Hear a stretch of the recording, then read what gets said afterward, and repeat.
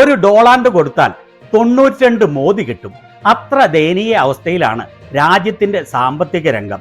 കുട്ടിക്കുരങ്ങന്റെ കയ്യിൽ പൂമാല കൊടുത്താൽ എങ്ങനെയിരിക്കും എന്നുള്ളത് ശരിക്കും വ്യക്തമായിരിക്കുകയാണ്. രൂപയുടെ കുത്തനെയുള്ള ഇടിവ് മാത്രമല്ല സാമ്പത്തിക രംഗത്തെ പ്രശ്നം. സമ്പൂർണ്ണ സാമ്പത്തിക തകർച്ചയാണ് രാജ്യം നേരിടുന്നത്. രാജ്യത്തിന്റെ സാമ്പത്തിക തകർച്ചയുടെ കാര്യങ്ങളും ഡോളറിനെതിരെ മാത്രമല്ല, പാകിസ്ഥാന്റെയും അഫ്ഗാനിസ്ഥാന്റെയും കറൻസികൾക്കെതിരെയുമുള്ള ഇന്ത്യൻ രൂപയുടെ വിലയിടിവും നമുക്ക് വ്യക്തമായി മനസ്സിലാക്കാം. ചാനൽ ഇഷ്ടപ്പെടുന്ന സബ്സ്ക്രൈബ് ചെയ്യാത്തവർ സബ്സ്ക്രൈബ് ചെയ്യാൻ മറക്കരുതേ. ചരിത്രത്തിലെ ഏറ്റവും വലിയ വിലയിടിവാണ് ഇന്ത്യയുടെ കറൻസി നേരിടുന്നത്. ലോകത്തിലെ പ്രധാന കറൻസികൾക്കൊന്നും ഇത്ര വലിയ വിലയിടിവ് ഉണ്ടായിട്ടില്ല. അതിൽ ഏറ്റവും ആശങ്ക ഉളവാക്കുന്ന കാര്യം ഡോളറിന്റെ മൂല്യത്തിൽ കുത്തനെ ഇടിവുണ്ടായപ്പോഴാണ് മോദിയുടെ കീഴിൽ ഡോളർ കുത്തനെ ഇടിഞ്ഞിട്ട് പോലും രൂപ കുത്തനെ നിലം പതിക്കുന്നത്. കഴിഞ്ഞ 4 വർഷത്തെ ഏറ്റവും താഴ്ന്ന നിലവാരത്തിലാണ് ഡോളർ. അത് കാണിക്കുന്ന വാർത്തയാണ് ഇത്. പ്രധാന രാജ്യങ്ങളുടെ കറൻസികൾക്കെതിരെയെല്ലാം ഡോളർ കുത്തനെ ഇടിഞ്ഞു എന്ന്. അങ്ങനെ ഇടിഞ്ഞ് കഴിഞ്ഞ 4 വർഷത്തിലെ ഏറ്റവും താഴ്ന്ന നിലവാരത്തിൽ ഡോളർ നിൽക്കുമ്പോൾ മോദിയുടെ രൂപ ഡോളറിനെതിരെ ഇടിഞ്ഞ് നിലം പൊത്തുന്നു. മോദി പണ്ട് പറഞ്ഞ ഒരു കാര്യം കാണാം. मैं शासन में बैठा हूं, मुझे मालूम है इस प्रकार से रुपया इतनी तेजी से गिर नहीं सकता। अरे अगर नेपाल का रुपया नहीं गिरता है, बांग्लादेश की करेंसी नहीं गिरती है, पाकिस्तान की करेंसी नहीं गिरती, श्रीलंका की करेंसी नहीं गिरती, क्या कारण है हिंदुस्तान का रुपया पतला होता जा रहा है? ये जवाब देना पड़ेगा आपको। देश आपसे जवाब मांग रहा है. നേപ്പാളിന്റെയും പാകിസ്ഥാന്റെയും ശ്രീലങ്കയുടെയും ബംഗ്ലാദേശിന്റെയും ഒന്നും കറൻസി ഇടിയുന്നില്ല. എന്നാൽ ഇന്ത്യയുടെ രൂപ മാത്രം കുത്തനെ ഇടിയുന്നു. ഇത് ഗവൺമെന്റിന്റെ കഴിവുകേടാണ് എന്ന് ഭരണത്തിൽ ഇരിക്കുന്ന എനിക്കറിയാമെന്ന്. ഈ ബുധനാഴ്ചയാണ് ഡോളറിനെതിരെ രൂപയുടെ മൂല്യം ഇടിഞ്ഞ് 92.16 എത്തിയത്. പാകിസ്ഥാന്റെ കറൻസിക്കെതിരെ കഴിഞ്ഞ 6 മാസത്തിനുള്ളിൽ ഇന്ത്യൻ രൂപയുടെ മൂല്യം 6% ഇടിഞ്ഞത്. പാകിസ്ഥാന്റെ കറൻസിക്കെതിരെ കഴിഞ്ഞ 1 വർഷത്തെ കാര്യം എടുക്കുകയാണെങ്കിൽ പാകിസ്ഥാന്റെ കറൻസിക്കെതിരെയുള്ള ഇന്ത്യൻ രൂപയുടെ മൂല്യം 10% ഇടിഞ്ഞത്. കഴിഞ്ഞ 2 വർഷത്തെ കാര്യം നോക്കുകയാണെങ്കിൽ 17% പാകിസ്ഥാന്റെ കറൻസിക്കെതിരെ മോദിയുടെ കീഴിൽ ഇന്ത്യൻ രൂപയുടെ മൂല്യം ഇടിഞ്ഞത്. ഡോളർ എത്രത്തോളമാണ് കഴിഞ്ഞ 4 വർഷത്തിനുള്ളിൽ ഇടിഞ്ഞത് എന്നുള്ള ഈ ചാർട്ട് കണ്ടോ? കഴിഞ്ഞ 4 വർഷത്തിലെ ഏറ്റവും താഴ്ന്ന നിലവാരത്തിലാണ് ഡോളർ. ഡോളർ കുത്തനെ ഇടിഞ്ഞപ്പോഴും രൂപയും കുത്തനെ ഇടിയുന്നു. അഫ്ഗാനിസ്ഥാന്റെ കറൻസിക്കെതിരെ US ഡോളറിന്റെ മൂല്യം ഇതാണ്.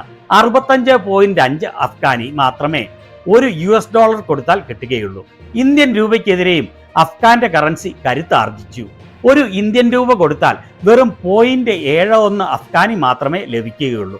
ഒരു വർഷത്തിൽ ഡോളറിനെതിരെ 77 നിന്ന് 65 അഫ്ഗാന്റെ കറൻസി ശക്തി പ്രാപിച്ചു. ഇന്ത്യൻ രൂപയൊഴികെ ലോകത്തിലെ മറ്റെല്ലാ കറൻസികളും ഡോളറിനെതിരെ ശക്തി പ്രാപിക്കുമ്പോഴാണ് മോദിയുടെ വിവേകം പോലെ ഇന്ത്യൻ രൂപയും കുത്തനെ ഇടിയുന്നത്. മറ്റ് പ്രധാന കറൻസികൾക്കെതിരെ ഇന്ത്യൻ രൂപയുടെ ഇടിവ് എത്രയാണ് എന്ന് നോക്കാം. യൂറോയ്ക്കെതിരെ 22% ഇന്ത്യൻ രൂപയുടെ വില ഇടിഞ്ഞത്. 22% വിലയിടിഞ്ഞു. ബ്രിട്ടീഷ് പൗണ്ടിനെതിരെ 14% ഇടിവ്. ഓസ്ട്രേലിയൻ ഡോളറിനെതിരെ 13% ഇടിവ്. ന്യൂസിലൻഡ് ഡോളറിനെതിരെ 13% ഇടിവ്. സിംഗപ്പൂർ ഡോളറിനെതിരെ 12% ഇടിവ്. സൗത്ത് ആഫ്രിക്കൻ കറൻസിക്കെതിരെ 12% ഇടിവ്. കനേഡിയൻ ഡോളറിനെതിരെ 11% ഇടിവ്. ബ്രസീൽ റിയാലിനെതിരെ 10% ഇടിവ്. ജാപ്പനീസ് യെന്നിനെതിരെ 10% ഇടിവ്. മെക്സിക്കൻ പെസോയ്ക്കെതിരെ 9% ഇടിവ്. അങ്ങനെ ലോകത്തിലെ എല്ലാ പ്രധാന കറൻസികൾക്കെതിരെയും കുത്തനെ ഇടിയുകയാണ് ഇന്ത്യൻ രൂപ. രാജ്യത്ത് നിന്ന് ആളുകൾ എങ്ങനെയും രക്ഷപ്പെട്ടോടാൻ ശ്രമിക്കുകയാണ്. 2025 മാത്രം 25 ലക്ഷം ആളുകളാണ് ഇന്ത്യ ഉപേക്ഷിച്ച് വിദേശ രാജ്യങ്ങളിലേക്ക് പോയത്. അതിന് ഒരേ ഒരു കാരണം രാജ്യത്തിന്റെ തകരുന്ന സാമ്പത്തിക വ്യവസ്ഥ മാത്രമാണ്. 2 ലക്ഷത്തിലധികം ആളുകൾ 2025 ഇന്ത്യൻ പൗരത്വം ഉപേക്ഷിച്ചു. ഇത് ഓരോ വർഷം കൂടുന്തോറും വർദ്ധിച്ചു വരികയാണ്. ഇതിൽ പറയുന്നു അതിസമ്പന്നരായ 4300ഓളം ആളുകളാണ് ഇന്ത്യ വിട്ട് വിദേശത്തേക്ക് ചേക്കേറിയത് എന്ന്. He says, I do not expect finance minister to be like Dr. Manmohan Singh. Certainly I also don't want to be like Dr. Manmohan Singh. എന്നാൽ മോദിയുടെ വിവേകമില്ലാത്ത ധനകാര്യമന്ത്രി നിർമ്മല സീതാരാമന് മൻമോഹൻ സിംഗിനെ പോലെ ആവേണ്ട. ഇവരുടെ ഈ വിഡ്ഢിത്തം കേട്ട് ചുറ്റുമിരിക്കുന്ന പമ്പര വിഡ്ഢികളായവർ ആഹ്ലാദത്താൽ കൈയടിക്കുകയാണ്. മൻമോഹൻ സിംഗിനെ പോലെ ആവാൻ ഒരിക്കലും സാധിക്കുകയില്ല നിർമ്മല തായി. അമേരിക്കയും ഇന്ത്യയുമായി ഇതുവരെ ഒരു ട്രേഡ് ഡീൽ ആയിട്ടില്ല. അമേരിക്കൻ കയറ്റുമതിയെ ആശ്രയിക്കുന്ന വളരെയേറെ ഇന്ത്യൻ വ്യവസായങ്ങൾ വലിയ പ്രതിസന്ധിയാണ് നേരിടുന്നത്. ഇന്ത്യ മാത്രമാണ് 50% താരിഫ് അമേരിക്കയിൽ നിന്ന് നേരിടേണ്ടി വരുന്ന ഒരേ ഒരു രാജ്യം. എന്നാൽ ഇവർ GDP നമ്പർ തട്ടിക്കൂട്ടിയുണ്ടാക്കി രാജ്യം വലിയ തോതിൽ വളരുകയാണെന്നാണ് കാണിക്കുന്നത്. അങ്ങനെ രാജ്യത്ത് സാമ്പത്തിക വളർച്ച ഉണ്ടെങ്കിൽ അത് പുറത്ത് പ്രതിഫലിക്കണം. ആളുകളുടെ സമ്പാദ്യത്തിലും ജീവിത നിലവാരത്തിലും ശമ്പളത്തിലും വർധനവ് ഉണ്ടാകണം. സ്വകാര്യ മേഖലയിലെ ശമ്പളം കഴിഞ്ഞ 11 വർഷത്തെ അതേ നിലയിൽ തന്നെയാണ് ഇപ്പോഴും നിൽക്കുന്നത്. ഓർക്കണം, വിലക്കയറ്റം അതീവ രൂക്ഷമായിരിക്കുന്ന ഈ സാഹചര്യത്തിലും 11 വർഷമായി ശമ്പളത്തിൽ വർധനവില്ല. ഒരു രംഗത്തും തൊഴിലില്ല. കഴിഞ്ഞ ഒരു വർഷമായി ഇന്ത്യയിലെ IT കമ്പനികൾ ഒരൊറ്റയാളെ പോലും ജോലിക്ക് എടുത്തിട്ടില്ല. കൃത്യമായി പറഞ്ഞാൽ IT ഫീൽഡിലെ നെറ്റ് ഹയറിങ് വെറും 17 പേരാണ്.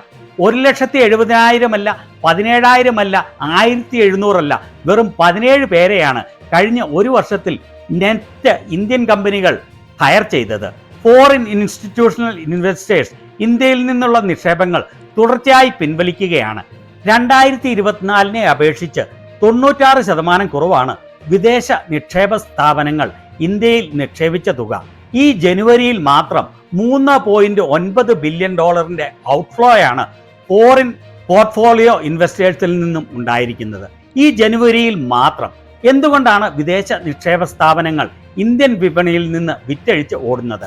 രാജ്യത്തിന്റെ സാമ്പത്തിക രംഗം വളരുന്നുണ്ട് എങ്കിൽ രാജ്യത്തെ വ്യവസായങ്ങളുടെ ലാഭത്തിൽ വർധനവ് ഉണ്ടാകണം. എന്നാൽ കമ്പനികൾ പുറത്തുവിടുന്ന ആനുവൽ കണക്കുകൾ അനുസരിച്ച് കാര്യമായ ലാഭവർധനവ് ഒരു കമ്പനികൾക്കും തന്നെയില്ല.